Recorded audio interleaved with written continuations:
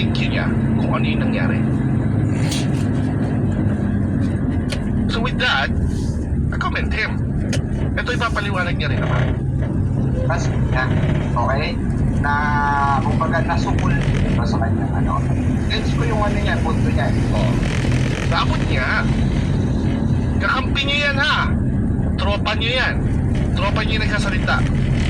Ayun, pustahan I'm predicting sa inyong tatlo. Ito yung pinakamagandang buhay I'm predicting it. Sa inyong tatlo. Ito si Pinador Becua ang pinakamagandang buhay.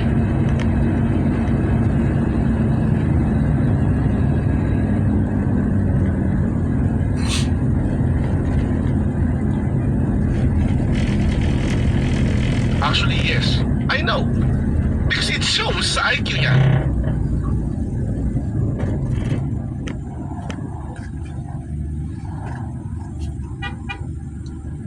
Yup, may mga pieces. Yan si Becua. Possible kasi manifollows. Kaya nga sinasabi ko sa'yo, Teo, gusto mong mag-improve yung buhay mo. Change your friends. Maybe retain this one. Retain this one.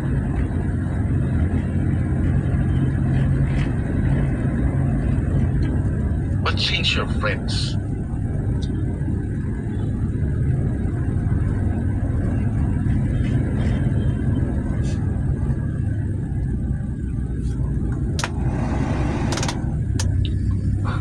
Nawiwala niya lahat yan. Invest in your mind, feed your mind. Kasi matambok pisngi ni Sir Pinador, larawan ng masaganang buhay sa... Hindi, no, it's about... I gauge it sa IQ. Una-una, you cannot be successful in a sense, you cannot even build a sari-sari store. And retain it, retain it, and then kahit i-maintain mo lang, okay? Maging source of income mo yung sari-sari store, you cannot even do that basic thing if you don't have this. Gets nyo? May certain level ng IQ for you to retain a business. Miski, sari-sari store. Pinakamalit na sari-sari store. Okay? There's a certain threshold na kailangan for you to retain it.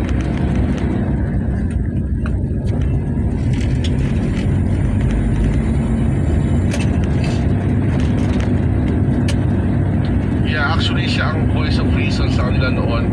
Sometimes siya ang may sense pag nagkakalat na si BBM. It shows naman na siya rin yung hindi impulsive. Nag-research din siya talaga.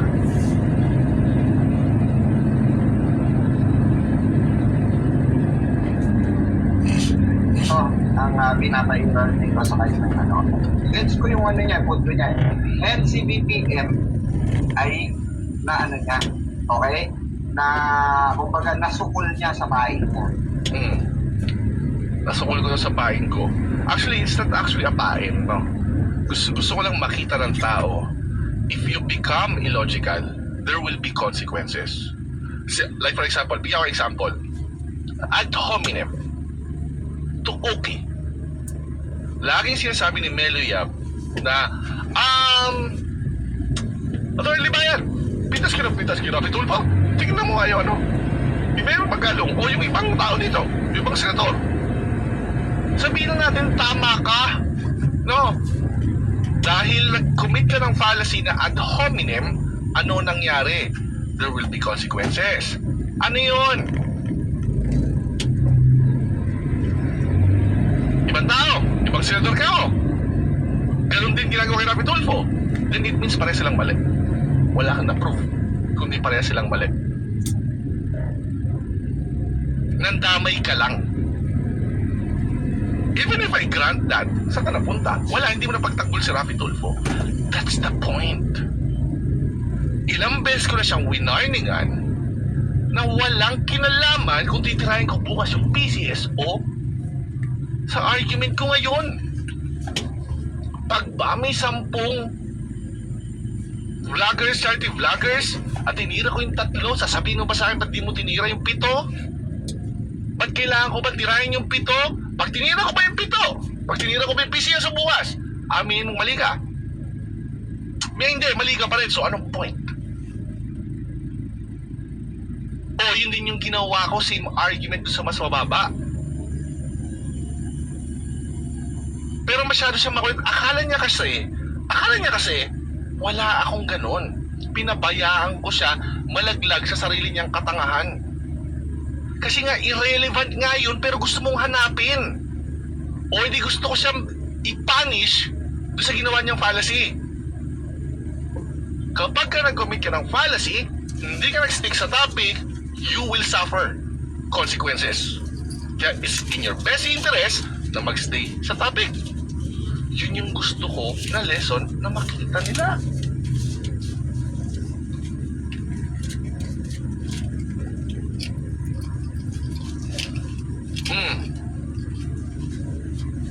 Okay?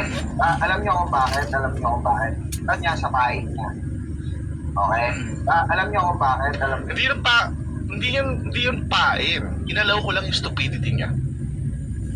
Gusto mo yan eh. Ano gagawin natin? In fairness, si Pekwa hindi mukhang dugyot. Nasobrahan lang sa pagiging hip-hop. May problema ka ba sa hip-hop lang? Kung bakit? Kasi nga, di ba, yung mga videos niya way back before, okay, See? Halos gawin niya akong Diyos dito. Bakit? For some reason, pinaghandaan ko yung mga videos ko before. Para itrap lang si BBM.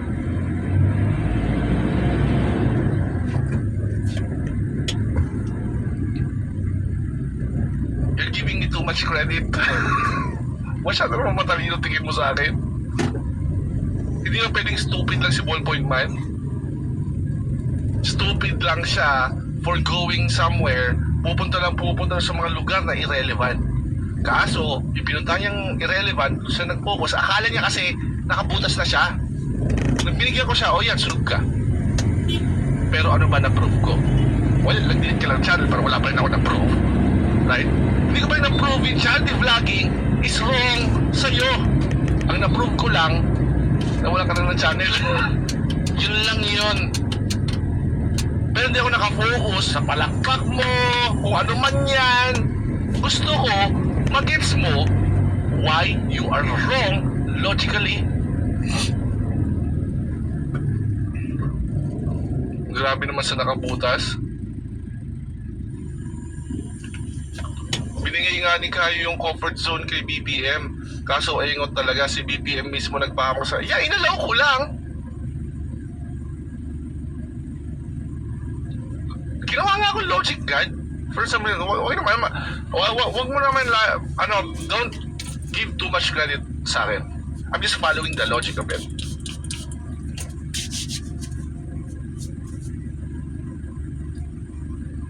Na-prove mo naman na tanga siya. Well, wala naman ako benefit na tanga siya eh.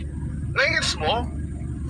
Wala akong na-prove sa kanya na tanga siya. Ako baga, is it really worth it na ipakita sa tanga na tanga siya? I mean, tanga nga siya, right? There's a paradox there. Anda niya. Diba? Yung mga videos niya way back before, okay, nakahanda na yan. Pamain. So just in... Pamain? Hindi, content lang siya. Paano nakahanda na yan pamain? Hindi ko gets. Hindi ba pwedeng alam ko lang dahil ako yung nag-content mismo na naaalala ko? Paano pamain? Parang for some reason ang gusto niya palabasin, pamain. Hindi ba ignorance yun sa side nyo? Katulad niya, hindi mo alam ng formal debate ako. Kasi ibig mo sabihin yung formal debate ko, pamain yun. Hindi, it happened in the past. I don't even know you. I didn't even know you.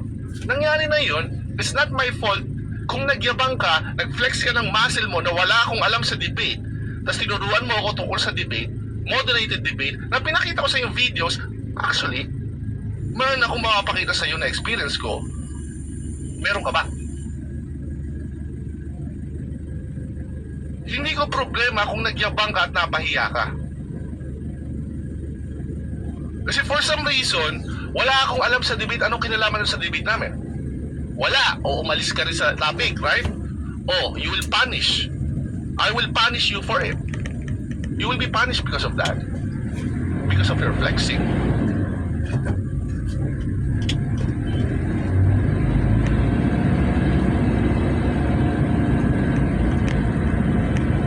This reflects more sa mindset nila. They think lahat ng nakaharap nila ay may mga patibogs sa kanila. They think highly of themselves. Yeah, in a sense, they think highly of themselves, bro Shin. But, hindi ba mas lalong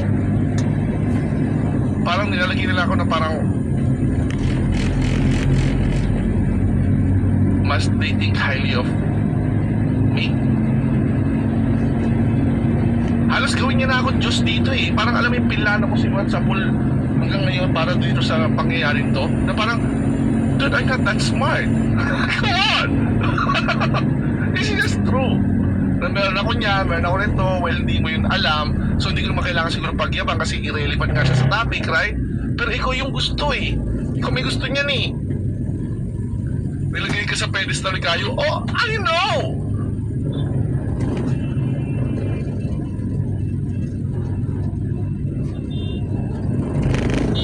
Naalala ko ni Kayo yun. Pero hindi ko naman, parang di, wala namang kinalaman yan dyan eh.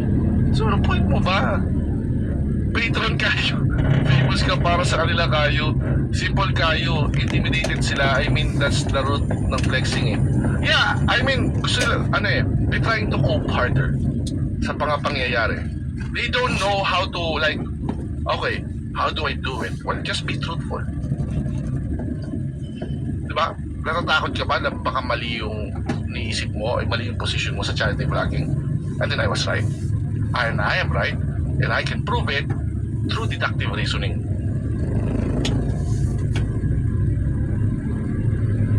Natatakot ka ba na mag-shake yung belief mo? And then you realize something and then you will question everything because your belief system will be shaken eh. I get that. Pero you don't have to do these things sa magyayabang ka na parang kung ano na sinasabi mo. Just show me. Show me in an argument. Less flexing, less yabang, more on arguments. In case na nakaantad yan, pamanin. So just in case na itanong mo sa kanya yun, i-blab-blab ka niya, sasabihin niya, eh, wala akong... Inaantok ako sa topic ko. Patulugin niyo na nga yung critical thinking. Ano mo, bukas ka na bumalik ha. Tulog ka na muna. Alam kong... Matibay na ganyan. Sa kanya yun. I-blab-blab ka niya, sasabihin niya, eh, wala akong matibay na ganyan. Unang-una, lying yan. I didn't do that. Huwag mo akong i-strawman. Okay? Huwag mong i-mekos-mekos. Hindi ko sinabing wala ako niyan. Ang sinabi ko, ano ba yung relevance niyan? Ano nga napatunayan ko kung meron? Hindi ko sinabing wala ako niyan. Pinabayaan ko lang siyang malaglag sa katawan niya. Pilit siya ng pilit. Eh, kasi wala kang mapapakita. Eh, kasi wala kang mapapakita. Ano ba?